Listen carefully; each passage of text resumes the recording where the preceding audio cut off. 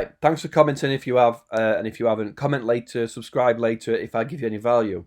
Let's talk about pricing, because it is free and it is 100% free, and it has been now, this pricing table for a while.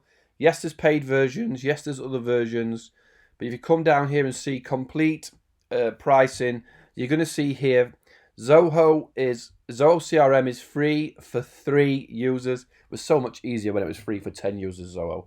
But it has been free for 3 users for quite some time now. I don't know exactly the time scale, but you're going to be able to access leads, contacts, accounts, deals, tasks, CRM views, and things like that. Yes, of course, paid versions are going to give you more and more features. I do recommend everybody go to z1trial.com, Zoho1.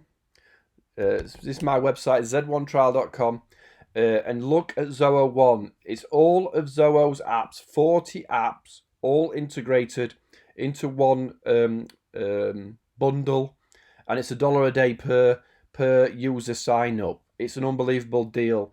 I would look at that as well. But the free version, that's what we're going to talk about today, the absolute free version for 3 users.